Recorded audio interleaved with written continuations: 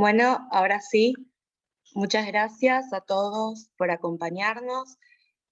Vamos a dar inicio a esta conversación titulada Testa a dos aguas, que forma parte de nuestro ciclo de charlas junto a la conferenciante, la arquitecta Bárbara Berson. Recuerden, como siempre, que pueden dejar sus preguntas en el chat. Nosotros las vamos a ir recolectando a lo largo de la charla y al final de la exposición se va a dar paso a una ronda de preguntas. A modo de introducción, ahora vamos a escuchar unas palabras de Julio Zoaya, director ejecutivo de la Fundación. Por favor, recuerden silenciar sus micrófonos durante la charla, y Julio, si estás por ahí, aquí estoy. Adelante. Bueno, buenas tardes a todos y todas, y buenas noches también, porque tenemos algunos participantes en Europa, algunos en Latinoamérica y muchos de Argentina.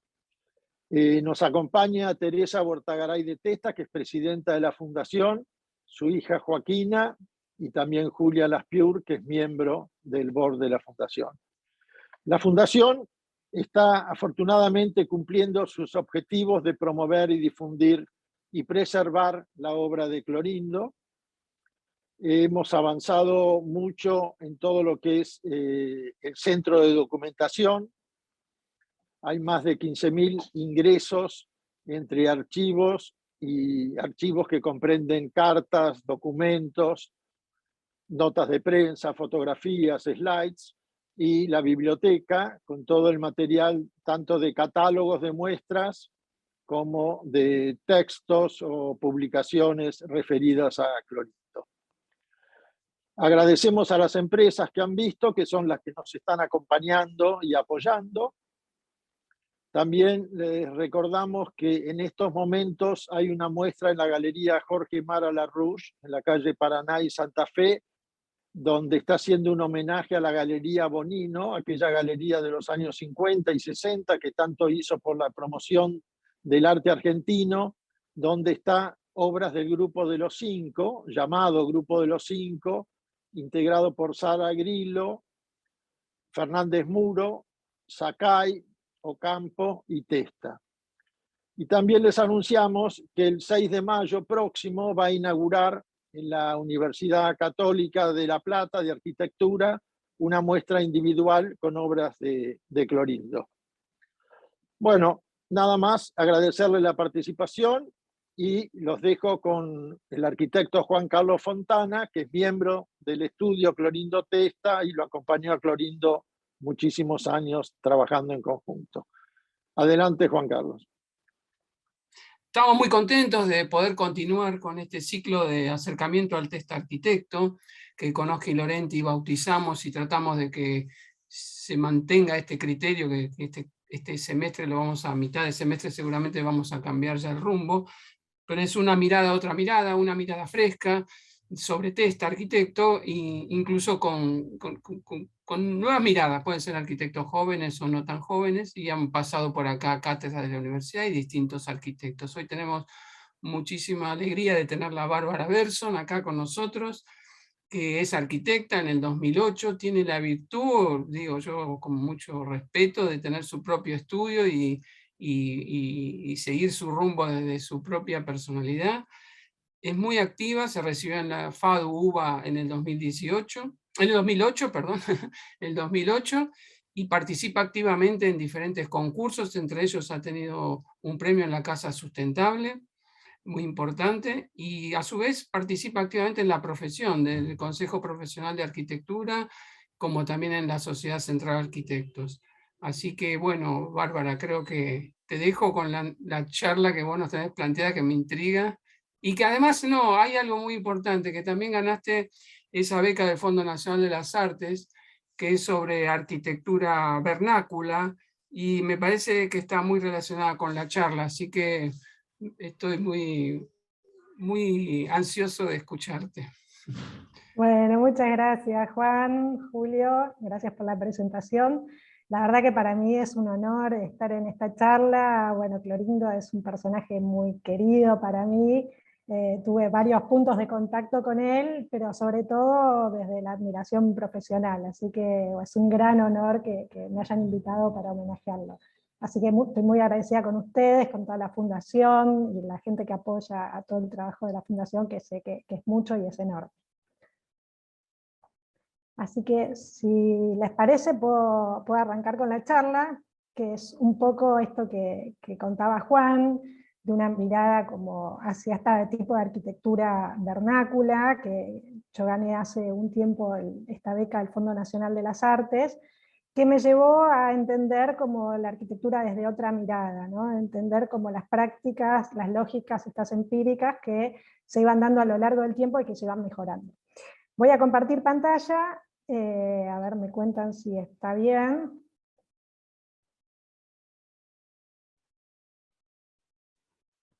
¿Ahí se ve bien? Sí, perfecto. Perfecto. Bueno, en esta charla un poco lo que quiero contar es esto que les contaba del estudio de las arquitecturas vernáculas y la relación con la obra de Clorindo. En una primera instancia voy a mostrar cuál es mi aproximación a Clorindo, que se da a través de Elena Cuarone. Mis padres deciden contratar a Elena Cuarone para hacer la casa donde yo nací, y un poco ahí aparece donde se ve la estrella en el plano de presentación municipal. Un poco es quien me acerca por primera vez a Clorindo, ¿no? Esta es una casa en Martínez, que se hizo en los años 80, y lo interesante era que todo el tiempo se hablaba de Elena Cuarone y la arquitectura en mi casa. Por eso me parece interesante poder entender qué es lo que pasa cuando nosotras trabajamos en la arquitectura. Cómo influimos tanto en la gente que la habita. Yo era una nena de tan solo 2 años y crecí a lo largo de mi vida en esa obra. Acá podemos ver algunas imágenes de una casa en Mar del Plata que hizo Elena junto con Clorindo y llenó. Vemos una foto del estudio con Elena, Clorindo y Saja, en la visita que hizo Saja a Buenos Aires. Acá hay algunas obras que hicieron juntos, como por ejemplo La Tumbona y el edificio de viviendas terraza. Y bueno, un poco es interesante esa relación que se vio. Acá hay una foto de un encuentro que se hizo de nuestras arquitectas en la facultad. La del medio es Elena Cuarone, la de la derecha es mi mamá. Y bueno, viendo los anteojos era claro que se iban a llevar muy bien y que iban a ser un buen equipo, casi como los de Julio que veíamos recién amarillo. Así que bueno, 2 personajes que se juntaron para hacer una casa. Y bueno, fue muy linda esta historia porque Elena hizo mi casa y enseguida se fue a vivir a Londres, y yo no llegué a conocerla, y a lo largo de mi vida hablaban siempre de ella, y hace más o menos 10 años ella hace una muestra en el CEPAU donde yo voy a verlo, me entero que Elena estaba acá en Buenos Aires y voy a verla, y ahí nos conocimos, y bueno, nos encontramos, lloramos, y bueno, y me empezó a contar un poco de su relación con Clorindo. La siguiente aproximación fue cuando estaba terminando el secundario, quería trabajar, quería tener independencia económica, y había unos trabajos para jóvenes en el banco hipotecario en ese momento. Y bueno, yo no conocía la obra de Clorindo, esta obra, entré por esa puerta y tuve la entrevista ahí donde está marcada la flecha, y no paré de mirar el espacio sin saber nada de arquitectura. Estaba como terminando el secundario, sería noviembre, diciembre de fin de año. Y bueno, me quedé fascinada con el edificio, no paraba de preguntar por el edificio, y bueno, lamentablemente perdí mi primer trabajo porque nunca presté atención a lo que me estaban hablando y solo miraba el espacio y esa escalera maravillosa. Después tuve la oportunidad, gracias a Coco Rasdolski, de hacer una serie de entrevistas en unas muestras que se hicieron para CETOL, donde tuve el placer de entrevistar a Clorindo junto con otros arquitectos. Y bueno, y son unas entrevistas, los que entrevistaron a Clorindo saben que son difíciles, porque a Clorindo le gusta mucho hablar de historia, y habla muy poco de sus obras. Entonces, toda la conversación se basó en temas históricos, y nos pasamos hablando de eso, y de repente tenía ocurrencias, y contaba, yo en un momento tenía un rodete, y se le ocurría el rodete de las mujeres en la colonia, y pasábamos de las pirámides al rodete, y la verdad que fue una charla como muy divertida, muy enriquecedora para mí. Yo tenía 30 años, era bastante joven, pero bueno, fue interesante ese primer contacto con él. Acá le estoy dando un premio, bueno, un reconocimiento en nombre de Croquiseros, hicimos una visita al estudio, habíamos hecho un trabajo para los cartoneros, de unos tachos para que la gente pueda poner como sus desechos que podían reciclarse en unos tachos pintados por distintos estudios de arquitectura, y Clorindo tuvo la gentileza de acompañarnos en esa movida, fue muy lindo porque la gente lo hacía, lo respetaba, los cartoneros tomaban lo que era para reciclar, no de los tachos de basura, sino de unos tachos intervenidos por distintos estudios. Y bueno, y siempre Clorindo apoyando como estas movidas, siempre joven, siempre fresco, y bueno, es un poco lo que me interesa mostrar también de la obra de Clorindo. Clorindo nace en 1923 en Beltilio, en Italia, y me interesaba empezar por este croquis, que es un croquis de su infancia, que lo encuentran a la muerte de su padre, donde se ve la casa de los abuelos, una casa con techo a 2 aguas, de tejas, donde las aberturas están dispuestas según las distintas necesidades, sin ningún orden establecido. Esta es una casa típica de la campiña napolitana. Pero lo que me interesa contar es un poco lo que inició, lo que contó Juan al principio, es que en la charla voy a proponer recorrer las obras de Clorindo a lo largo de su vida. Y vamos a ver que lentamente podemos observar un proceso de desobediencia hacia la arquitectura moderna que va a transitar nuevos caminos de descubrimiento, sobre todo de arquitecturas vernáculas, de sus técnicas, de lógicas ambientales y de resoluciones morfológicas. Quiero mostrarles una serie de imágenes que tiene que ver con esto que estoy contando. Son imágenes de distintos pueblos y ciudades del sur de Italia, de Grecia, de Buenos Aires, que van a servir a posteriori para inspiración de varias de las obras que mostraré. Esta, por ejemplo, es Beltilio, Italia. Esta es Google Maps actual, así es como se ve hoy, la zona que él cuenta, donde él nació. Esta, por ejemplo, es una isla en Procida, que es justo frente a Nápoles, es una isla donde vemos muchos colores, donde vemos que se van aterrazando, donde tiene una identidad muy fuerte. Esta es parte de lo mismo. Acá vemos una imagen de cerca. Todo esto es lo que a Clorindo lo rodeaba, ¿no? Todo lo que alimentaba ese imaginario. Esta, por ejemplo, es de Oía, en Grecia. Esta es otra del mismo lugar. Estas son las calles de Oía, con esas piedras en el piso que refrescan en verano, que se llenan de agua, que da mucha frescura a los veranos muy cálidos. Esta, por ejemplo, es un pueblito que se llama Locorotondo, que es interesante porque arma como una gran muralla blanca, donde aparecen como esas casas con los techitos a 2 aguas, donde esta gran muralla, cuando uno lo va perforando, va descubriendo como distintos pasadizos. Y me parece que todo esto servirá para alimentar esas imágenes que veremos más adelante. Esto, por ejemplo, es Matera, que son unas cuevas subterráneas, están enterradas, y donde vemos una arquitectura que se empieza a horadar, que se empieza a perforar. Estos, por ejemplo, son los desagües pluviales que van recorriendo muchas de sus casas, que después se utilizan para recolectar el agua de lluvia. Esto es Amalfi, que está repleto de estos pasadizos que eran para protegerse de distintas invasiones, entonces uno va pasando por esos pasadizos blancos, donde aparecen las ventanas, puentes, recobas. Todo esto es parte del imaginario que contaremos después. Casas chorizos de Buenos Aires, bueno, las típicas de los patios, las formas de crecimiento, la flexibilidad.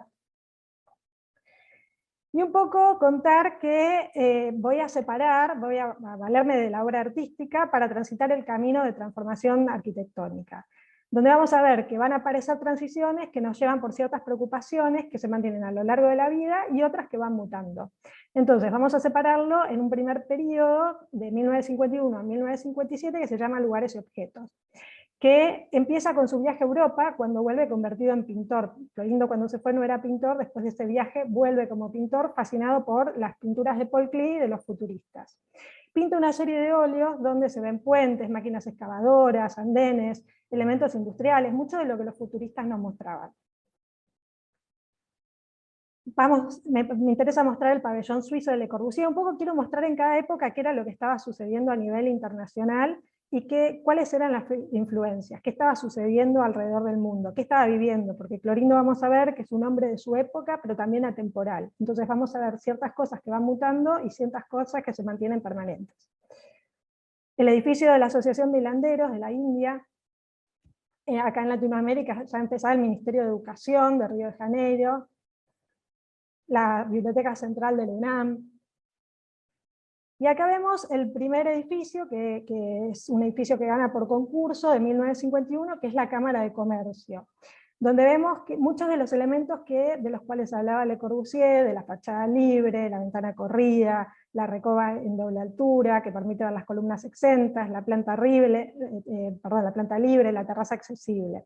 Me parece que son muchos de los elementos que estaban en ese momento de los cuales se hablaban. Y se ve como una caja más dura, ¿no? Donde estos elementos, donde la fachada es como más anodina, donde la caja todavía no se sensibiliza.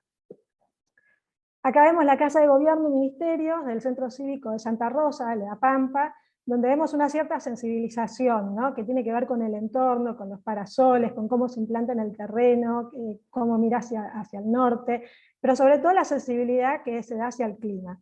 Aparece la promenade en la rampa que nos invita a recorrer la arquitectura. Y acá pasamos a un próximo periodo, que es 1957-1965, que es la abstracción blanda. Lo que me interesa contar de esta etapa es que se elimina lo figurativo, que el color va virando a la escala de grises, que las geometrías no son duras como muchas de las pinturas que se veían en ese momento, sino que son unas geometrías más bien blandas, unas geometrías sensibilizadas. En esta época él gana muchos premios, tiene mucho reconocimiento a través del arte, y realiza una muestra que se llamó Los 7 pintores abstractos, que fue en conjunto con Chap, Rovirosa, Machó, Pelufo y Sakai. También podemos ver que es reconocido a través de distintos libros. Por ejemplo, es nombrado en Sobre Héroes y Tumbas por Sábato, en el libro de Rayuela. Es una época de gran reconocimiento para él. Acá vemos algunas de las pinturas que comentaba antes sobre los 7 pintores abstractos. Vemos una de Pelufo y una de Sakai. Acá lo vemos a él con una de las pinturas. Y también es interesante ver, esta es una obra de Rothko, de una capilla en Houston. Rothko lo conocemos también por sus colores, por sus fucsias, sus amarillos, y Rothko pasa a una época de grises y negros, y hace esta capilla en el 61, donde todo pasa a ser gris y negro. Me parecía interesante porque están en momentos como muy relacionados, y me parecía como bueno mostrarlo. Por otro lado, vemos que la obra de Le Corbusier se va sensibilizando con el entorno. En el caso de Roncham, que se posa sobre la pradera, que permite que la luz penetre como una ametralladora al interior.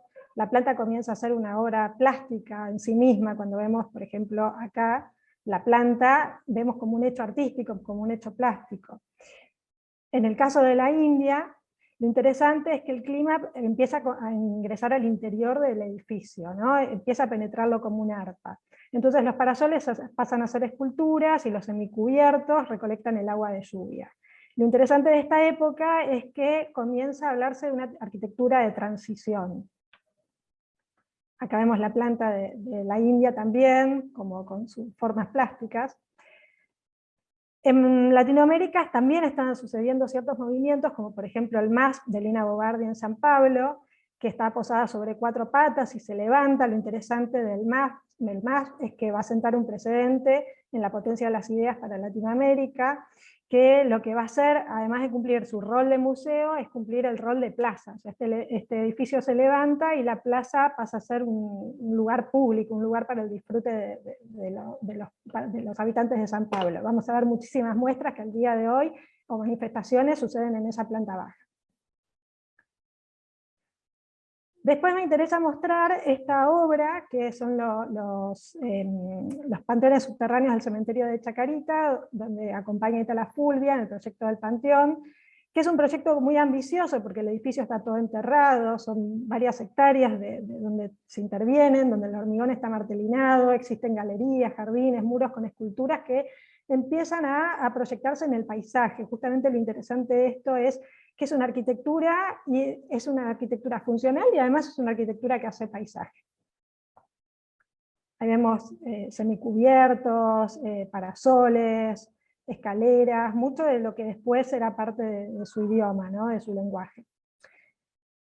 El Banco de Londres se muestra como una escultura de hormigón, que permite a la vereda muy transitada ingresar al interior del edificio, sin darnos cuenta, que es un poco lo que me pasó, lo que contaba en ese primer no trabajo que tuve, donde la estructura de parasoles filtra la información de los rugidos de la City porteña, donde el interior del espacio parecerá estar levitando en torno a la magnífica escalera, que cose todas las plantas. Acá es interesante la osadía estructural y la sensibilidad hacia el entorno, que pronto le valdrá un gran reconocimiento a nivel internacional. Ahí vemos la planta, vemos el corte donde cuenta un poco todo esto, pero sobre todo es interesante la potencia de la idea, ¿no? Y de la idea plástica y la resolución morfológica. Vemos la Biblioteca Nacional, donde el paisaje de la lomada es el que dialoga con la arquitectura. A diferencia de otros concursantes, la propuesta del equipo decide, por un lado, enterrar los depósitos para crecer a futuro sin afectar el uso intensivo del edificio, y por otro lado decide levantarse del terreno con las salas de lectura y no cortar con la topografía natural del sitio, dejando sus huellas topográficas como testigos. Entonces vamos a ver que hay un respeto por la barranca existente, y esto le sirve justamente para dialogar con el edificio y poder crecer a futuro. Ahí vemos parte de la vista, corte. Hay otro periodo que lo llaman romper con el soporte, donde esta es, por ejemplo, una instalación que hizo que se llama Apuntalamiento para un museo de 1969, donde en esta etapa se sale de la pintura. Elimina el caballete, sale de la pintura y empieza una nueva etapa. Va hacia los plegados, hacia el chapadur, papel, cartón, sopleteados, con colores, hace instalaciones, deja de ser el pintor que venía haciendo antes. Y acá la pintura extiende los límites del diseño, de la arquitectura, del proyecto, se van corriendo todos los límites. Y un buen ejemplo de esto es la Casa Di Tella, la cual propone hace un planteo muy innovador. Los espacios exteriores e interiores van socavando la caja de forma virulenta, entonces no sabemos cuál es el exterior y cuál es el interior. Lo construido empieza a estar horadado. Ahí vemos más imágenes, vemos los patios que van ingresando, y es un permanente diálogo interior y exterior. Ahí vemos más imágenes, como la casa habitada, con los sillones, con espacios de exposición también, en estas transiciones. Y hay otra etapa de esta parte, de este periodo, que nos habla a nivel internacional, de ciertas arquitecturas que se basan en análisis de hechos humanos, ¿no? Como estructuras susceptibles para la formalización. Entonces vemos el caso de Van Eyck, de Baquema, de Candilis, todo lo que fue el Team 10, el Hospital de Venecia por otro lado, que es una arquitectura de sistemas y estandarización, que comienza a tomar forma. Por otro lado, vemos la exposición de Montreal del 67, donde aparece Habitat 67 de Moshe Safdie, y que son containers que se van apilando en el espacio. Y por el otro lado estarán las torres cápsulas de los metabolistas japoneses como Kurokawa, que luego de la guerra empiezan a pensar cómo reconstruir sus ciudades. Entonces plantean un edificio en altura con muchas de estas cápsulas súper denso, ¿no? Por otro lado están los Archigram, que nos plantean estas ciudades en movimiento, ciudades que pueden trasladarse de un sitio a otro. Y vienen con todo su imaginario de ventanas, de cómo transitar, de ciudades que van mutando y se van transformando, con la posibilidad de ir del desierto a una selva. Vamos a ver en esta etapa, en este lugar del mundo, digamos, el Hospital Naval, que condensa varios de estos temas que estuvimos hablando antes. Se concentra todo en un único volumen, que se va a poder actualizar gracias a la grilla estructural clara, al aventanamiento. Todos esos elementos lo ayudan a poder transformarse a lo largo del tiempo y poder tener vigencia, ¿no? Los hospitales siempre tienen que poder tener la capacidad de transformación. Y esto lo logra de esa manera, de esta grilla que es constante y que permite ir actualizándose. Acá vemos fotos interiores, donde vemos habitaciones individuales, habitaciones en conjunto, pero es muy flexible y eso le propone gran vigencia. Pasamos a otra etapa, que es la de las mediciones, que es 1972-1977, que es el estudio de la conducción humana que aparece en las obras. Entonces se empieza a medir eso. Lo interesante de esta obra, que se llama Medición de un grito, es que el hombre pasa a ser de nuevo el centro de la escena, ¿no? Para él, que antes no estaba. Podemos ver que poco a poco se va despojando de ciertas ataduras. En la mayoría de las obras desecha el bastidor y simplemente cuelga de la pared con cinta. Entonces acá vemos cómo esta medición del grito, que nunca se había medido en escala métrica, sino que se había medido en decibeles, hace como un cimbronazo en la escena artística. Acá vemos otras pinturas que tienen que ver con lo que llama habitar, trabajar, circular y recrearse.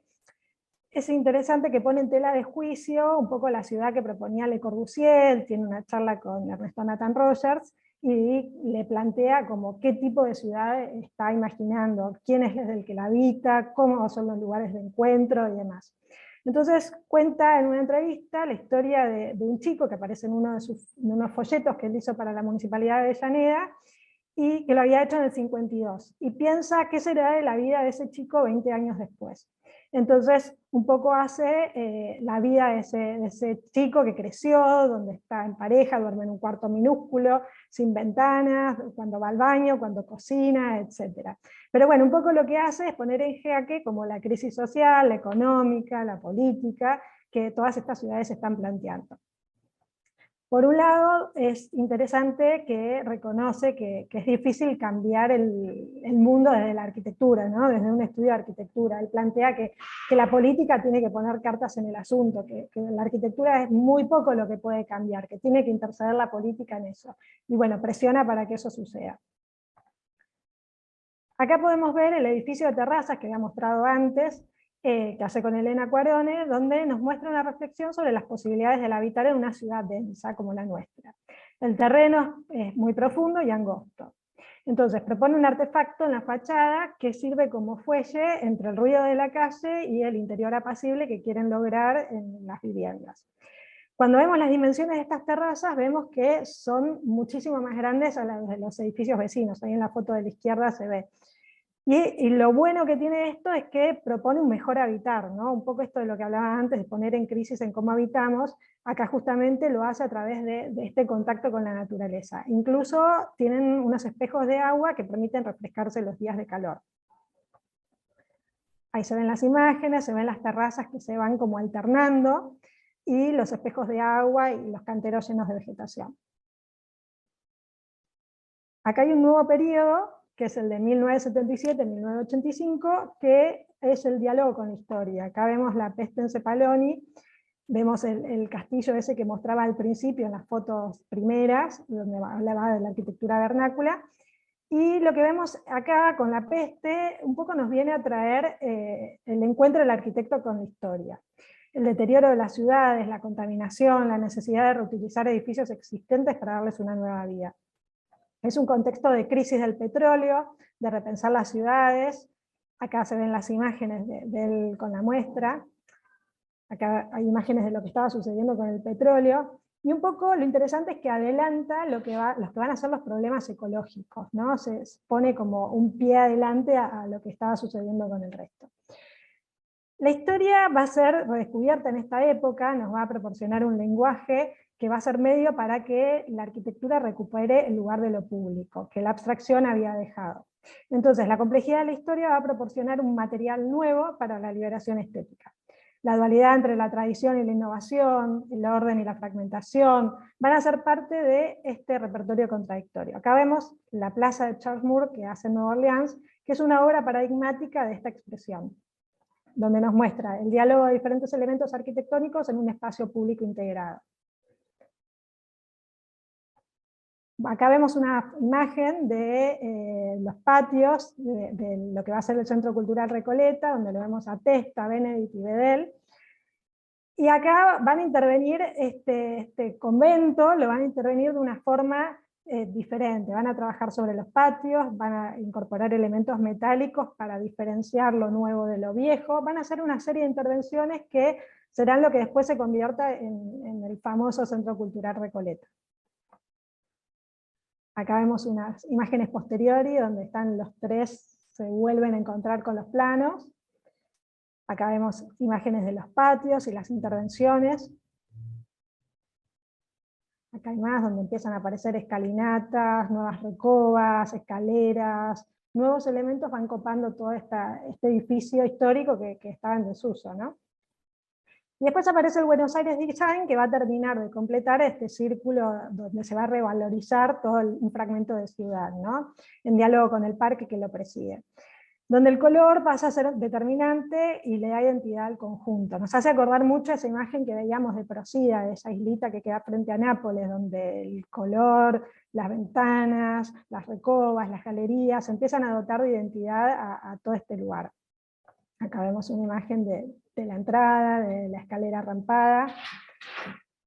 Por otro lado, tenemos la Casa Capotesta, en Pinamar, que fue proyectada como vivienda propia, donde también se pueden ver algunos de los elementos que habíamos visto en el croquis inicial de la infancia, donde el recuerdo ese de la casa de los abuelos, de los aventanamientos dislocados, de las terminaciones económicas, de los revoques pintados, el acceso que se da por un camino, ahí vemos, un camino de adoquines, como el que habíamos visto en esos pueblos mediterráneos, que son muy frescos, que se mojan, que da frescura al lugar.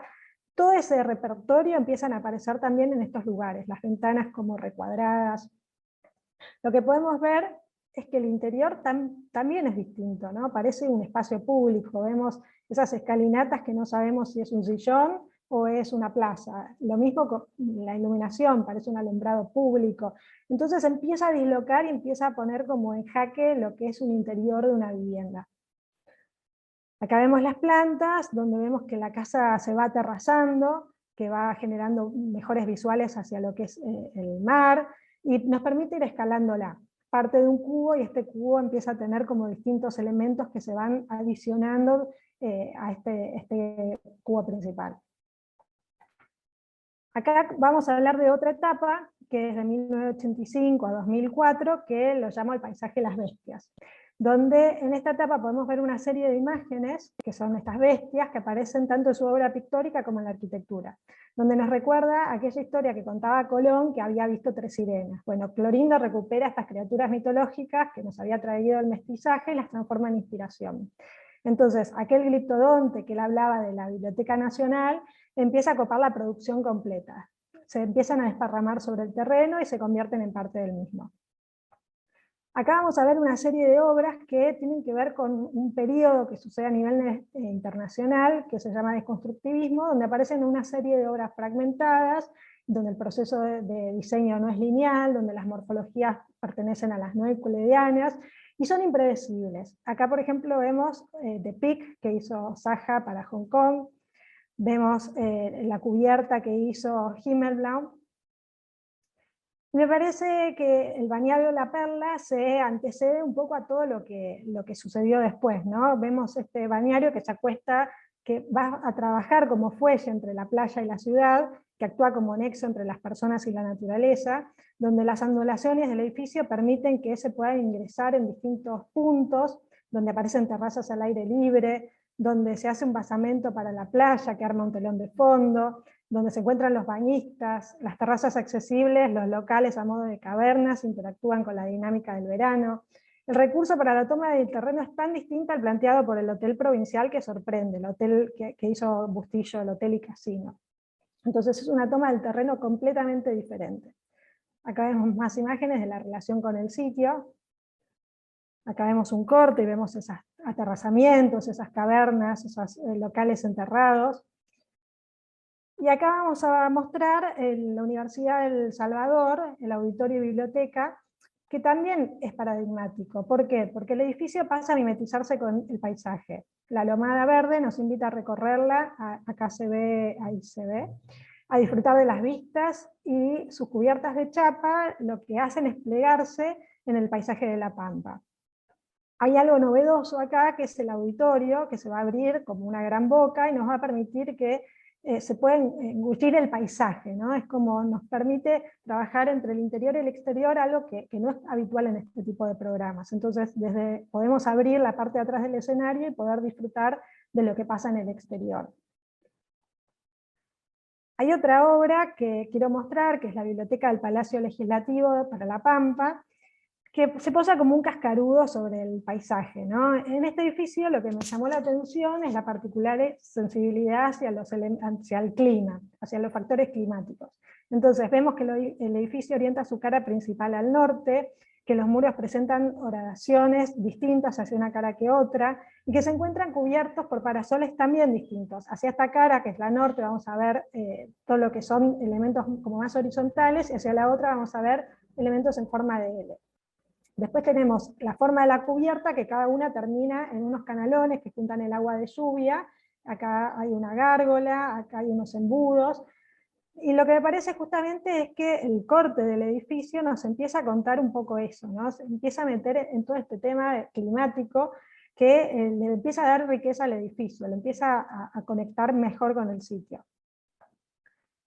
Acá hay una etapa de 2004-2013 que se llama La ciudad, la grilla, la manzana y los números, donde en esta última etapa podemos ver una serie de pinturas que aparecen representadas por ciudades, letras y números, que son parte de un complejo crucigrama muy difícil de resolver.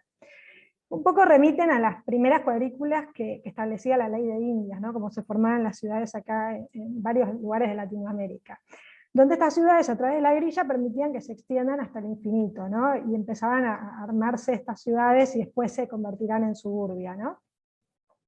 Acá hay una casa, que es esta Casa Blanca, que es la casa Siliti López, en Pilar, que un poco nos recuerda a la imagen de Lorocotondo. ¿Se acuerdan esa imagen que mostraba de ese pueblito medieval amurallado, todo blanco?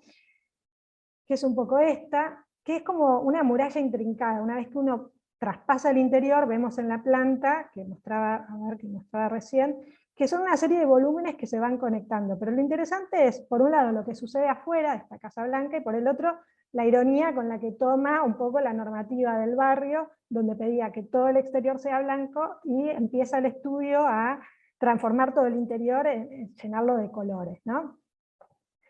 Y después cuando empezamos a ingresar al interior vemos un poco de lo que pasaba en estos pueblitos como Amalfi, esos pasadizos donde uno iba atravesando recovas, pórticos, que iba disfrutando del lugar. Me parece que lo bueno justamente que nos muestra esta casa pasa lo que sucede adentro y afuera, ¿no? Esta relación de los muros, por ejemplo, acá se ingresa a través de nuevo este solado de piedra, se ingresa, este muro es exterior, entonces se empieza a poner como una serie de velos que dan privacidad a lo que es la casa. Y lo que vemos es que hay techos que se pueden ir escalando, porque el estar comedor está arriba, y tiene una terraza, pero los otros que no se usan son estos techos a dos aguas de chapa muy livianos. Acá se ven las fotos interiores. Esta es parte del proceso del módulo de viviendas que se hizo para el Banco Hipotecario del NOA, que podría estar inserto en algunas de esas grillas que se iban extendiendo que veíamos a través de la pintura, ¿no? Pero lo que muestra en este lugar es que repiensa la casa Chorizo y la flexibilidad que esta casa tenía, ¿no? Cómo se habitaba. Acá aparece el árbol, el mate, el gallinero, empiezan a aparecer muchos de esos elementos. Acá vemos posibilidades de crecimiento, donde aparece una etapa 1, una etapa 2, una etapa 3. Vemos cómo se van generando volúmenes con distintas jerarquías, aparecen los patios que tienen distintas calidades, la vivienda puede ir creciendo a lo largo del tiempo, incluso puede tener un local comercial para el sustento de la familia. También aparece el tema de la ventilación cruzada en cada uno de los volúmenes. Acá vemos terrazas accesibles y demás, es parte de todo este imaginario. Acá voy a mostrar la Casa Sustentable, es un concurso que presentan donde no existe la fachada sur. Lo que me llamó la atención de este proyecto es que la peor orientación no la contempla. O sea, arma una casa en forma triangular donde no hay fachada sur, que sería la peor orientación, la niega. A través del corte que vemos acá, podemos observar cómo las tecnologías, tanto pasivas como activas, son incorporadas a la morfología de la vivienda. Se observan que se precisó hasta el ángulo solar, acá vemos los ángulos que están marcados, cómo se va a calentar el agua, el estudio de la inclinación de las pérgolas, de las galerías para que ingrese o no ingrese el sol en determinados momentos del año. Aparece un corte como muy detallado, con mucho entendimiento sobre la parte climática, que le empieza a dar riqueza a todo lo que es el planteo. Acá se ve algunas imágenes, esta es la cara sur, como les contaba antes, acá hay toda una serie de galerías que se van escalonando, que permiten el disfrute hacia el norte. Acá se ve la planta baja, planta superior y planta de techos. Pero bueno, lo interesante es justamente esto, siempre ir por más, siempre estar en lugares incómodos, ¿no? Nunca va como a la fácil, siempre va desarrollando como distintas propuestas como muy novedosas, y me parece que eso es un poco lo que lo caracteriza. Y acá para terminar, un poco entender que la obra de Clorindo es compleja, que su arquitectura es propia, personal, que es muy difícil encasillarla en alguna corriente, que muta permanentemente, que la inspiración puede venir desde la historia, desde los lugares que visitó, los que vivió, un folleto como el chico este que había contado, o un roedor. Es muy difícil poder seguir el hilo, porque no hay un manual para entender sus obras, cada una de ellas ha sido un camino único y libre, y lo que sí podemos observar siempre es el desafío de la innovación. Muchas veces le preguntaban por sus obras y él decía que hablan por sí mismas, que entonces existe como cierta fantasía que rodea cada una de sus obras, o cierto imaginario donde cada uno ve un poco lo que quiere ver. Entonces, bueno, para cerrar, quería contar un poco esto, donde vemos la producción de un arquitecto enorme, diverso, complejo, audaz, y que siempre nos transmitió su entusiasmo por transitar caminos arriesgados, donde la imaginación fue siempre su mejor compañía. Así que, bueno, muchas gracias, y espero que haya sido un buen recorrido.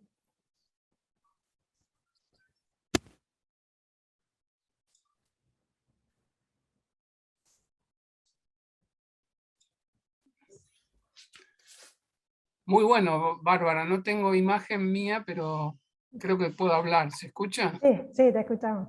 No sé por qué no me dejan poner mi pantalla. Bueno, de todas maneras me pareció extraordinario, Bárbara. Sí, estaba intrigado y tenía muchas, así como, no sé si hay preguntas como para contestar. Ahora puedo poner mi video. Porque Ahí por ahí está. me gustaría que el público, si tiene consultas, ¿no? Coincido muchísimo en casi todo lo que fuiste mostrando, y me parece que se mantiene, sí, me encantó esa frase que vos pusiste, ese proceso de desobediencia hacia la arquitectura moderna, ¿no? Eso Sí, me encantó, esa frase, porque sí, se mantiene todo el tiempo ese riesgo que vos nombrás de irse alejando de ese primer Le Corbusier, casi se fue alejando de a poquito, pero después cobró esa libertad, ¿no? Esa libertad que me parece que esa libertad que vos vas mostrando en todos los trabajos fue creciendo cada vez más por una cuestión también de riesgo, ¿no? que todo artista tiene para poder evolucionar. Y me parece que ahí esa sensibilidad especial es lo que le permitió tomar de todo, o sea, le permitió tomar de los barcos, le permitió, como hacía un poco Le Corbusier, ¿no? Pero siempre a través de distintas etapas se fue modificando a sí mismo, ¿no? A mí cuando vos me dijiste voy a hablar un poco de lo vernáculo, y me pasó que, viste, cuando hicieron el tren de la Juan B. Justo, viste el puente de la Juan B. Justo, que cambió todo ahí, que quedaron un montón de casas que eran hechas en forma espontánea, que no se llegaba a ver como uno llama una villa, pero eran todas construcciones, donde todas las ventanitas estaban puestas un poco como en la casa original de los padres, o puestas como estaban en la casa de la Tumbona o la casa en Pinamar, ¿no? Y esa libertad, después lo pintaron hace poquito, te iba a mandar la foto y estaba pintado todo de negro, con lo cual cambió mucho porque hicieron unos murales, qué sé yo. Claro. Pero enseguida dije, si esto lo pintan, y lo habían pintado de medio de color terracota, de amarillo, un poco los colores esos convencionales, viste, que mezclados parecen eso, como el Recoleta, ¿no? Así que celeste. Y era tal cual, después justo cuando iba a sacar la foto lo pintaron de negro. No, claro, sí, perdió esa identidad, ¿no? Esa magia. Pero hay algo que está presente en todo lo que vos mostraste, y es esa rigurosidad que nunca perdió, que lo hace volver otra vez a lo moderno, que es la rigurosidad con el programa. Porque todas las ocurrencias surgían del programa, de alguna manera. Entonces ese respeto por el programa casi obsesivo, claro, concursero viejo, le daba mucho pie para esas ocurrencias que vos bien mostraste, ¿no? Claro, veía, por ejemplo, estudiando, porque es muy difícil hacer esta charla porque cuesta encontrar como teoría sobre Clorindo, no hay mucha teoría sobre Clorindo. Entonces, vos cuando empezás a ver la biografía de él, tanto artística como arquitectónicamente, empezás a encontrar como paralelismos. Por ejemplo, esta relación tan directa entre la pintura y la arquitectura, yo no la sabía, que era un diálogo así de etapas como tan claro. Y a la vez, cómo lo va enriqueciendo. No sé cuál era primero, si la pintura alimentaba la arquitectura, la arquitectura la pintura, pero todo ese camino tan rico de crecimiento y también de dejarse sorprender, ¿no? Y la rigurosidad, por ejemplo, veía esto que decís, hay épocas que hay 8 concursos por año, y son 8 concursos por año todos los años.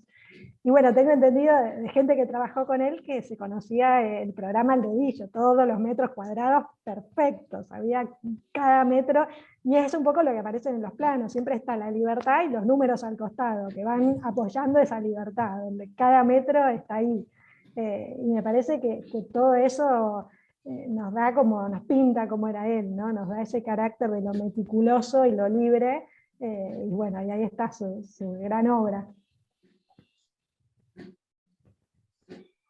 No veo preguntas, pero me quedaba una. A ver, no veo preguntas. Hay muchos saludos. Gracias por todos los saludos. Es que es difícil, porque preguntas hay muchísimas, ¿no? Es como, sí, ¿cómo encararlo? Es lo que me pasó a mí cuando tuve que encarar esta charla, decir, ¿por dónde arranco? Preguntas hay muchísimas. Y él un poco se ocupaba de no responderlas, me parece, ¿no? Era como parte de su siempre misterio. las esquivaba. Claro. Siempre las esquivaba. En la Ditela fue una charla que eran preguntas y siempre eludía responder lo que le preguntaban y respondía con otras temáticas, ¿no? Exacto. Y justo la próxima charla va a ser de Miguel Jurado, que va a hablar sobre eso, Clorindo y los medios, porque realmente es como otro escenario, ¿no? Como con los medios o las charlas que preparaba eran escenarios nuevos siempre, ¿no? Sí. Él vino a dar una charla a nuestro taller en Roca Sardín y éramos, o sea, había 1000 personas en el aula magna de la FADU. Y dio una teórica maravillosa donde contó todas sus obras, donde mostró este dibujo de su infancia. Y cuando terminó, no sé cómo explicar, había 300 alumnos pidiéndole autógrafos en los libros y firmó los 300, no te miento. Y se quedó, era como una estrella de rock. Y le encantaba estar así, con estudiantes, y poder saludarlos, y poder contarles sus experiencias, sus historias. Y cada estudiante le contaba algo, y le daba un libro distinto, y se quedó, habrá quedado 1 hora y media firmando autógrafos. Y bueno, toda esa generosidad me parece que es parte de lo que él era, ¿no? Sí. Bueno, les recordamos que bueno, Bárbara, muchísimas gracias, excelente. Yo quería recordarles de que ha sido grabada esta charla y va a estar subida a nuestro canal de YouTube de la Fundación. Y también los invitamos a seguirnos en nuestras redes, Instagram y demás, que ya Francisca las posteó en el chat. Así que si no hay alguna pregunta, volverte a agradecer, Bárbara. Juan, no hay pregunta, pero me quedó algo que dejaste picando, Bárbara, que es esto de si es primero el arte o es primero la arquitectura. Y me parece que si bien son dos disciplinas totalmente distintas, creo que las podés disfrutar por igual. Vos también te dedicás al arte, y casi muchos de los que están también, y son arquitectos. Entonces me parece que se nutran mutuamente, ¿no? Mutuamente se están nutriendo. Y muchas veces, bueno, él siempre decía que le decían que era como pintor era buen arquitecto y como arquitecto era buen artista por lo del banco, digamos, las voluptuosidades que tenía o lo original. Pero después fue cambiando eso, se fue entremezclando. Y yo creo que esa repetición de dibujos de colores, no sé, cualquiera de los concursos bien abstractos, no, por ahí no sé, pero ponerle de una escala superior, no tanto de una casa, eran como, vos lo veías en el proceso, era prácticamente el análisis funcional, o al mismo tiempo estaba todo, ¿no? Pero el programa con el sitio, y son dibujos tranquilamente que uno podría decir que son bocetos de un cuadro abstracto, por ejemplo. Claro. Como el constructivismo, sí, como el arte concreto del Río de la Plata, con círculos, con liñitas, con cuadraditos, Y yo, no sé, yo me daba la sensación de que estaba disfrutando eso como si estuviera haciendo arte, pero estaba pensando el proyecto, ¿viste? Pero el dibujo en sí, yo creo que, vale, todo nos pasa, que el mismo dibujo, sobre todo para mí el manual, de colores o como fuera, es un incentivo para seguir pensando el proyecto, ¿eh? Entonces eso lo Exacto. divertía mucho, tenía pilas de una misma planta, ¿eh? Claro, y Pilas era de dibujos. parte, sí, sí, y bueno, esa era parte del camino, ¿no? Es como medio indivisible, parece esa Sí, relación. Es sí, como dónde empieza uno y dónde termina el otro, me parece que es complejo de poder darse cuenta. tal Eh, cual. yo no lo pude reconocer, por eso me parece que están como juntos.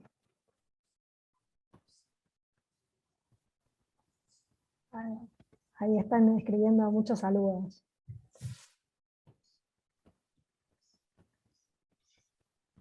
A ver qué ponen. Ahí preguntan si el Conex es un croquis obra. ¿Vos qué opinás, Juan? Estuviste más cerca. Un croquis sobra, en realidad era un concurso bastante complejo.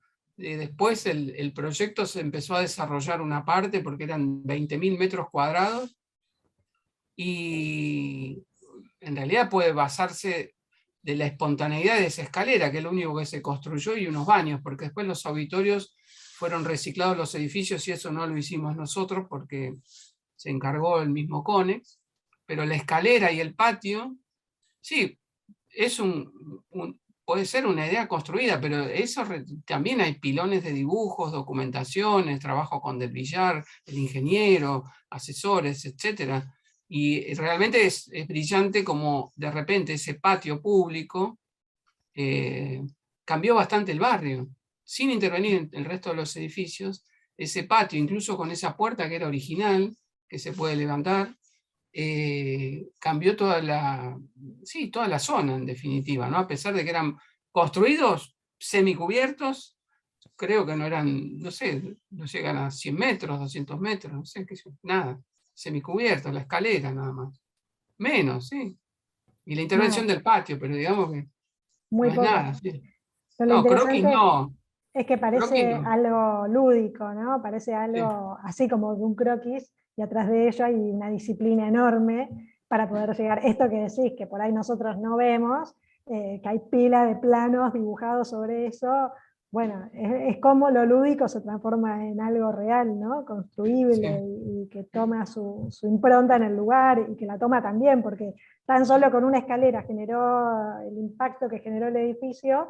Imagino si pudieras haber hecho el resto, bueno, iba a ser una transformación más grande. seguro.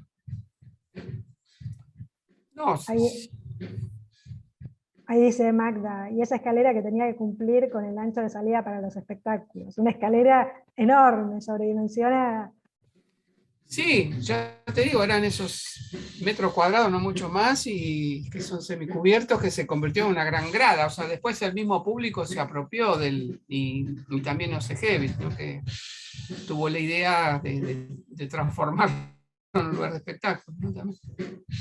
Claro, lo inesperado, ¿no? Como, Inesperado, pero igual no había nada librado al azar, hasta de repente en un sectorcito había como una fuentecita debajo de la escalera para que la gente no se la lleve puesta al caminar, por ejemplo, por el 1,60 y pico, no sé, a partir de una altura ya tenía esa fuente para que no poner una cadena para que la gente no se lo lleve puesto. claro, mucha disciplina en la obra, por lo que vemos. Tal cual. No sé si hay más preguntas. A ver, yo no veo más. A ver. Creo que no. Hay timidez en el público, no se anima.